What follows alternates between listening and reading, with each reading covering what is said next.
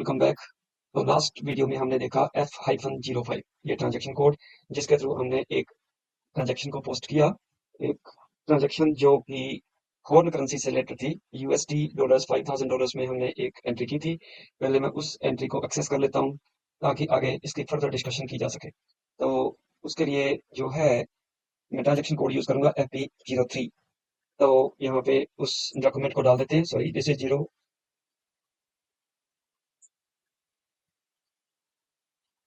this is 10 and company code is QA13 and the year is 2025। So ये था हमारा document जो हमने पोस्ट किया था। यूएसडी में ये इस करेंसी में डाला था $5000। हमने एक वेंडर को पे किया जिससे हम गुड्स खरीदने वाले हैं। तो ये अमाउंट हमने 25 ऑफ जुलाई 2025 को पे किया। तो इस ट्रांजेक्शन के अकॉर्डिंगली हमारा जो टोटल अमाउंट जो करेंसी ऑस्ट्रेलियन डॉलर्स में बनता था वो 7613.50, क्योंकि एक्सचेंज रेट जो था 1.5227।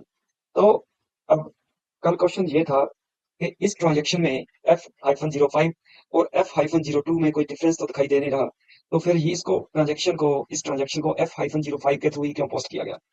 तो अलग से ट्रांजैक्शन कोड क्यों यूज किया गया, तो क्योंकि जैसे बात हो रही थी कि ये फॉरेन करेंसी ट्रांजैक्शन है, तो इसका आगे फर्दर क्या इम्पैक्ट है, क्यों का आंसर ढूंढना है हमें कि क्यों ये ट्रांजैक्शन दूसरी ट्रांजैक्शन से अलग है। तो सबसे पहले मैं आपको एक स्लाइड दिखाता हूँ, इसको एक्सप्लेन करता हूँ, तो शायद आपको पता चल जाएगा कि इस ट्रांजैक्शन में और जो नॉर्मल ट्रांजैक्शन में क्या फर्क है। तो ये स्लाइड देखिए, इसमें क्या है कि इंटरनेशनल अकाउंटिंग स्टैंडर्ड 21, जिसको IFRS भी बोल देते हैं, तो इस अकाउंटिंग स्टैंडर्ड के अकॉर्डिंगली और ऑस्ट्रेलियन अकाउंटिंग स्टैंडर्ड 121 इक्वलेंट है ये दोनों अकाउंटिंग स्टैंडर्ड्स। तो एक ही बात है, दोनों की प्रोविजंस सेम है, दोनों की क्लोजेस सेम है रिगार्डिंग फॉरेन करेंसी ट्रांजैक्शंस। तो इसके अकॉर्डिंगली जो फॉरेन करेंसी ट्रांजैक्शन है वो रिकॉर्ड होनी चाहिए उस एक्सचेंज रेट के ऊपर जो exchange rate date of transaction का डेट को जो रेट एप्लीकेबल था। तो डेट ऑफ ट्रांजैक्शन को जो एक्सचेंज रेट एप्लीकेबल था उसके अकॉर्डिंगली वो ट्रांजैक्शन रिकॉर्ड होनी चाहिए जो कि हमने की। जैसे हमने ये ट्रांजैक्शन जो रिकॉर्ड की, जो अभी मैंने आपको दिखाई, तो वो जो ट्रांजैक्शन है उस रेट के ऊपर ही जो ट्रांजैक्शन डेट को जो रेट था वो था 1.5227, जो कि हमने इस स्लाइड में भी देखा था, ये देखिए। तो इसके अकॉर्डिंगली हमने ये ट्रांजैक्शन पोस्ट कर दिया। तो पहला हमारा जो प्रोविजन था वो कंप्लीट हो गया। अब सेकंड, एट रिपोर्टिंग डेट। तो रिपोर्टिंग डेट क्या है, रिपोर्टिंग डेट देखिए दो तरह से हो सकती है, या तो पीरियड एंड या ईयर एंड। पीरियड एंड का मतलब है at the end of month, at the end of that month, जिस मंथ में हमने वो ट्रांजैक्शन पोस्ट की है। क्योंकि जो बड़ी कंपनीज होती हैं वो अपना मंथ एंडिंग करती हैं at the end of every month. उनकी बैलेंस शीट फाइनलाइज होती है जो मैनेजमेंट को जाती है, जिसके बेसिस पे मैनेजमेंट अपनी डिसीजन मेकिंग करती है। तो जब बैलेंस शीट फाइनलाइजेशन होती है at the end of every month, तो उस टाइम पे अगर कोई भी एडवांस आउटस्टैंडिंग है जो कि हमारी ट्रांजैक्शन में है, तो हमने देखा था कल 172190 हमारा एडवांसेस का जीएल अकाउंट है, जिस अकाउंट में हमने इस अमाउंट को $5000 को डेबिट किया था। तो अगर आउटस्टैंडिंग एडवांस है रिपोर्टिंग डेट को, तो ये मॉनिटरी आइटम ट्रीट की जाएगी और इसको रीवैल्यूएट किया जाएगा उस रेट के ऊपर जो क्लोजिंग रेट है। अब क्लोजिंग रेट देखिए दो रेट हो गए, एक तो हो गया स्पॉट एक्सचेंज रेट यानी कि उस डेट का जिस डेट को ट्रांजेक्शन हुई, एक हो गया क्लोजिंग रेट, दो डिफरेंट रेट्स हो गए। तो उस रेट के ऊपर इसको रीवैल्यू किया जाएगा उस अमाउंट को जो एडवांस में खड़ा है। तो और जो भी डिफरेंस इन दो रेट्स में रहेगा, ये जो स्पॉट एक्सचेंज रेट है और क्लोजिंग रेट है, इसमें जो डिफरेंस रहेगा वो एक्सचेंज रेट डिफरेंस जो है वो रिकॉग्नाइज किया जाना चाहिए प्रॉफिट एंड लॉस अकाउंट में। तो अगर प्रॉफिट है तो क्रेडिट और लॉस है तो डेबिट। तो ये हमारा ट्रांजैक्शन जो है रिकॉर्ड होना चाहिए। तो अब सवाल ये हो गया कि जब हमने ट्रांजैक्शन पोस्ट कर ली, तो उसके बाद अब जो 25 ऑफ जुलाई को हमने ट्रांजैक्शन पोस्ट की, अब 31 ऑफ जुलाई को अब हमारा जो एडवांस है आउटस्टैंडिंग है और ये अमाउंट एग्जिस्ट कर रहा है यूएसडी में। तो इस डेट को हमने इसको रीवैल्यूएट करना पड़ेगा क्लोजिंग रेट के ऊपर। अगर क्लोजिंग रेट और जो स्पॉट एक्सचेंज रेट था उसमें अगर डिफरेंस हुआ, तो उसके वजह से अगर कोई भी प्रॉफिट या लॉस हुआ उसको प्रॉफिट एंड लॉस में रिकॉग्नाइज करना पड़ेगा। तो इस रीवैल्यूएशन के लिए जो ट्रांजैक्शन कोड किया जाता है, यूज किया जाता है, वो है FAGL_FCV, यानी कि ये ट्रांजैक्शन कोड हम यूज करेंगे। तो पहले ट्रांजैक्शन प्रोसेसिंग से पहले, जो रिवैल्यूएशन से पहले, मैं आपको इसकी अकाउंटिंग ट्रीटमेंट बता देना चाहता हूँ जो सेकंड पार्ट है, क्योंकि पहले पार्ट की अकाउंटिंग ट्रीटमेंट हमने देख ली, तो दूसरे पार्ट की जो रिवैल्यूएशन के पार्ट की अकाउंटिंग ट्रीटमेंट पहले देख लेते हैं, फिर आगे चलते हैं। तो नेक्स्ट स्लाइड के ऊपर ये है, अगर तो एक्सचेंज रेट डिफरेंस की वजह से प्रॉफिट होता है तो क्या होगा। तो होगा ये at the end of month, जब हम रीवैल्यूएशन करेंगे इस ट्रांजैक्शन कोड के थ्रू, तो सिस्टम क्या करेगा, सिस्टम ऑटोमेटिकली पहले ये ट्रांजेक्शन पोस्ट करेगा PS balance sheet adjustment account, यानी कि इसके लिए अकाउंट नंबर है 162098, ये जीएल अकाउंट को डेबिट करेगा और क्रेडिट करेगा फॉरेन करेंसी वैल्यूएशन को, अगर प्रॉफिट हो रहा है at the end of month. तो जैसे ही ये देखिए ये ट्रांजेक्शन पोस्ट तो हो जाएगी, लेकिन क्योंकि ये क्यों ट्रांजेक्शन पोस्ट की जा रही है, क्योंकि हमारे जो अकाउंटिंग स्टैंडर्ड की ये रिक्वायरमेंट है उसको कंप्लीट करने के लिए। तो उसके बाद सिस्टम क्या करेगा, फर्स्ट ऑफ नेक्स्ट मंथ को इस ट्रांजेक्शन को रिवर्स कर देगा। तो आप बोलोगे फिर ट्रांजेक्शन पोस्ट क्यों की गई अगर बस यही करनी थी। तो रिवर्स इसलिए की जाती है, देखिए ये जो प्रॉफिट हो रहा है वो एक्चुअल प्रॉफिट रियलाइज नहीं हुआ, वो तो जस्ट अकाउंटिंग स्टैंडर्ड की जो हमारी रिक्वायरमेंट है उसको कंप्लीट करने के लिए ये प्रॉफिट हमने बुक्स में ट्रीट करना है, इसको इसको यानी कि प्रॉफिट एंड लॉस अकाउंट में क्रेडिट करना है, क्योंकि अकाउंटिंग स्टैंडर्ड की रिक्वायरमेंट को पूरा करने के लिए। Otherwise this is called notional profit, this is not a real profit, this is a notional profit. तो उसको प्रॉफिट को बुक करने के लिए हम ये ट्रांजेक्शन कर देते हैं जो जिस डेट को at the end of the month जिस डेट को बैलेंस शीट बननी है। तो जैसे ही बैलेंस शीट में वो अमाउंट ट्रीट हो जाएगा तो उसको सिस्टम अपने आप नेक्स्ट डेट को फर्स्ट ऑफ नेक्स्ट डेट को मंथ को उसको रिवर्स कर देगा। तो ऐसे हो जाती है, ऐसे होती है वैल्यूएशन एसएपी में फॉरेन करेंसी ट्रांजैक्शंस की।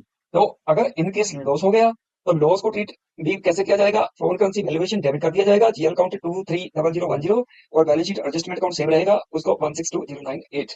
और next first of next month को यही एंट्री रिवर्स हो जाएगी, जो बैलेंस शीट एडजस्टमेंट डेबिट हुआ था वो सॉरी क्रेडिट हुआ था वो डेबिट हो जाएगा, जो फॉरेन करेंसी वैल्यूएशन जो डेबिट हुआ था वो क्रेडिट हो जाएगा। तो सेम एंट्री रिवर्स हो जाएगी। ऐसे ही प्रॉफिट में होगा, प्रॉफिट में जो अकाउंट हम यूज करेंगे 280010, और लॉस के लिए जो हम अकाउंट यूज करेंगे वो है 230010। तो अब सवाल ये है, एक बात और रह गया, एक क्वेश्चन के क्लोजिंग रेट कहाँ से आएगा। जब हमने ट्रांजैक्शन पोस्ट की थी तब हमने उस ट्रांजैक्शन में स्पॉट एक्सचेंज रेट डाला था, और उसके अलावा हमने लोकल करेंसी में उसका अमाउंट भी डाल दिया था। तो वो जो एक्सचेंज रेट है वो तो ट्रांजैक्शन में डाल दिया, लेकिन अब जब वैल्यूएशन की जाएगी तो क्लोजिंग रेट कहाँ से आएगा। तो क्लोजिंग रेट जो है उसके बारे में पहले मैं बता देता हूँ। तो क्लोजिंग रेट जो है उसका ट्रांजैक्शन कोड रहता है OB08। ये वैसे तो एंड यूजर की एक्टिविटी नहीं है, ये जो एक्टिविटी है आईटी पर्सन की है। वो डेली जो है एक्सचेंज रेट्स जो है इस टेबल में अपडेट करते हैं। तो वो जो अपडेट हुआ वो कैसे होता है इन रियल लाइफ जब देखोगे, तो जो एक्सचेंज रेट की जो फाइल बैंक से आती है उस बैंक की जो फाइल को यहाँ पे अपलोड कर दिया जाता है। तो वो एक्सचेंज रेट जो है क्लोजिंग रेट बनता है हमारा, और वो रेट सिस्टम उठाता है जब हम वैल्यूएशन करते हैं। तो उसके बेसिस के इस क्लोजिंग रेट के और जो ट्रांजैक्शन की डेट का जो एक्सचेंज रेट था उस रेट दोनों के रेट के बेसिस के ऊपर प्रॉफिट या लॉस कैलकुलेट किया जाता है। तो यहाँ पे फॉर एग्जाम्पल मैं आपको बताता हूँ, एक्सचेंज रेट टाइप हम यूज करते हैं एम। तो इसको ज्यादा डिटेल में जाने की जरूरत नहीं है, एम जो एक्सचेंज रेट टाइप होगा हमारा थ्रू आउट द टाइम ये यूज होगा, और most of the time real life में भी यही यूज होता है। तो यूएसडी हमारा फ्रॉम करेंसी, एयूडी जो है टू करेंसी। तो इसको देखते हैं। तो देखिए मैंने यहाँ पे 30 ऑफ जुलाई को एक एक्सचेंज रेट डाल दिया है कि एक 1 USD जो है उसका 30 ऑफ जुलाई को रेट है 1.5445। यानी कि अगर हमें 1 USD आज परचेस करना है बैंक से तो हमें जो पे करना पड़ेगा वो पे करना पड़ेगा 1.5445। इतना अमाउंट हमें पे करना पड़ेगा ऑस्ट्रेलियन डॉलर्स में। तो ये हमारा क्लोजिंग एक्सचेंज रेट हो जाएगा। यहाँ से सिस्टम उठाएगा और कैलकुलेट करेगा प्रॉफिट या loss on foreign currency transaction. तो इसका जो हमारा नेविगेशन है इस ट्रांजेक्शन की, जो ट्रांजेक्शन मैं आपको यहाँ पे दिखा रहा हूँ स्लाइड में, Haggle_FCD। तो इसका जो जो हमारा नेविगेशन है वो ये है।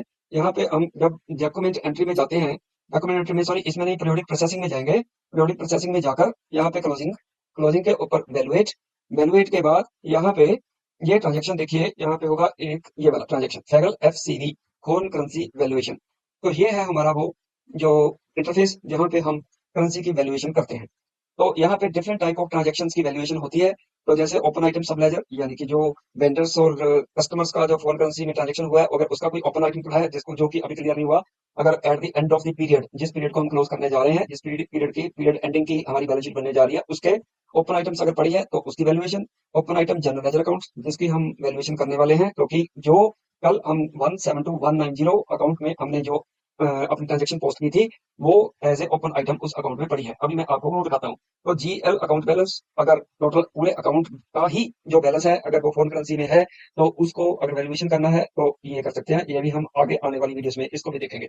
सो इसको पहले टेस्ट रन के बेसिस पे किया जाता है देखने के लिए कि क्या अफेक्ट कर रहा है, फिर उसके बाद इसको अपडेटेड रन में भी किया जाता है। तो जब तक टेस्ट रन करते हैं तब तक ये बैलेंस शीट को हिट नहीं करेगा, ये जस्ट आपको दिखाएगा कि ये सिस्टम करने क्या वाला है। तो जैसे ही हम टेस्ट रन को हटा के अगर अपडेटेड रन को यहाँ पे सिलेक्ट करेंगे, अपडेटेड रन को अपडेट रन को और फिर उसको रन करेंगे इस ट्रांजेक्शन को, तो ये अपने जीएल अकाउंट को पोस्ट कर देगा इस ट्रांजेक्शन को। तो ये है। तो पहले मैं आपको वो जीएल अकाउंट दिखा देता हूँ जो कल जीएल अकाउंट हमने यूज किया अपनी ट्रांजेक्शन पोस्टिंग के लिए, और वो था 172190। तो ये था एडवांसेस का। तो इसका अगर हम कंट्रोल डेटा देखते हैं, कि तो आपको पता ही है, कंट्रोल डेटा देखते हैं तो कंट्रोल डेटा के ऊपर स्क्रॉल डाउन करोगे तो यहाँ पे ये as a open item management ये जो है अकाउंट मेंटेन किया जा रहा है। अब FVL3N में अगर आप जाके देखोगे इस अकाउंट का जो ओपन आइटम ट्रांजेक्शन, तो जो हमने ट्रांजेक्शन कल पोस्ट किया है वो ये देखिए ओपन आइटम में यहाँ पे पड़ी है। तो दिस इज ए ओपन, इसका स्टेटस ओपन है। तो ये है हमारी ओपन आइटम पड़ी है। तो अभी वो ओपन आइटम की हम वैल्यूएशन करने जा रहे हैं। तो वैल्यूएशन कैसे होगी वो देख लेते हैं। This is company code. तो इसका एक वैल्यूएशन एरिया है। तो वैल्यूएशन एरिया जो भी है वो क्यू बी के हिसाब से है। इसको जस्ट हमने पिक करना है यहाँ पे, और इसकी कोई ज्यादा डिटेल नहीं है। वैल्यूएशन एरिया क्यू है ग्रुप का। तो यहाँ पे जो हमने ट्रांजेक्शन पोस्ट की थी 25 जुलाई को, तो हम जो पीरियड क्लोज करेंगे जिसकी बैलेंस शीट बनने जा रही है वो है 31 जुलाई 2025 की। तो यहाँ पे ओपन आइटम सेलेक्ट करेंगे। ओपन आइटम अभी हमने देखी को 172190। तो और टू भी सेम रहेगा क्योंकि हमने सिर्फ एक अकाउंट की ही वैल्यूएशन करनी है। तो जैसे ही मैं इसको एज ए टेस्ट रन अभी मैं इसको करूंगा, क्योंकि अभी मेरे को ये ट्रांजेक्शन पोस्ट नहीं करनी है। जैसे जस्ट पोस्टिंग के ऊपर अगर जाओगे टेस्ट रन यहाँ पे सिलेक्ट हो रखा है। तो जैसे ही मैं इसको एग्जीक्यूट करूंगा तो ये देखिए ये मेरे पास रिजल्ट आ गया। तो ये रिजल्ट क्या कहता है, इसको अगर देखना है डिटेल में तो यहाँ पे देखिए 2 पोस्टिंग्स। ये जो है सिस्टम मेरे को बता रहा है कि ये क्या करेगा जब आप इसको एज ए अपडेट रन अगर करोगे इस ट्रांजेक्शन को, तो ये क्या करने वाला है। तो देखिए इसमें क्या है, क्रेडिट होगा 50, आपको पता है कि जो है क्रेडिट की है, और डेबिट की है 40। तो 16298 और 280010। तो ये अमाउंट जो है कितना अमाउंट आ गया, ये 109। ये हमारा प्रॉफिट दिखा रहा है। तो प्रॉफिट कैसे आया उसको भी मैं आपको दिखा देता हूँ। देखिए ये मैंने एक्सेल शीट में ये अमाउंट डाल रखा है। देखिए इसको UST value at closing rate, जो मैंने आपको क्लोजिंग रेट दिखाया कि क्लोजिंग सिस्टम में रेट क्या चल रहा है इस टाइम 1.5445। और जो ट्रांजेक्शन हमने पोस्ट की थी उसका रेट क्या था 1.5227। तो उसके हिसाब से $5000 से अगर इसको मल्टीप्लाई करोगे तो ये अमाउंट इतना आ जाता है, यानी कि क्लोजिंग रेट इतना बनता है। लेकिन हमने जो ट्रांजेक्शन की है वो इस रेट के ऊपर की है, तो इसलिए हमें $109 का बेनिफिट हो गया। तो क्योंकि बेनिफिट हो गया इसलिए इसने 2880 अकाउंट को क्रेडिट कर दिया।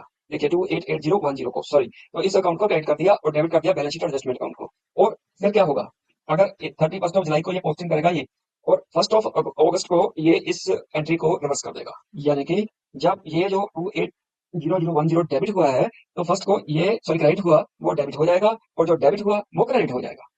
तो ये दो एंट्रीज पोस्ट होगी। और जो हम पीपीटी में देख रहे थे वो भी that was very much similar. देखिए ना अकाउंटिंग ट्रीटमेंट, ये प्रॉफिट की ये अकाउंटिंग ट्रीटमेंट थी जो अकाउंटिंग ट्रीटमेंट इसने की है।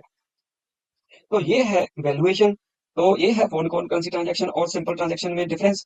तो ये है वैल्यूएशन का रूल। तो इसको हम जो अपडेट रन में हम फिर आगे आने वाली वीडियोस में करेंगे जब हम पीरियोडिक प्रोसेसिंग का पार्ट करेंगे। तो अभी मेरे को क्योंकि आपको समझाना था कि इस ट्रांजैक्शन में और सिंपल ट्रांजैक्शन में फर्क क्या रहता है, जो हमारा अकाउंटिंग स्टैंडर्ड का है उसकी रिक्वायरमेंट को फुलफिल करने के लिए ये कंप्लीट प्रोसेस किया जाता है।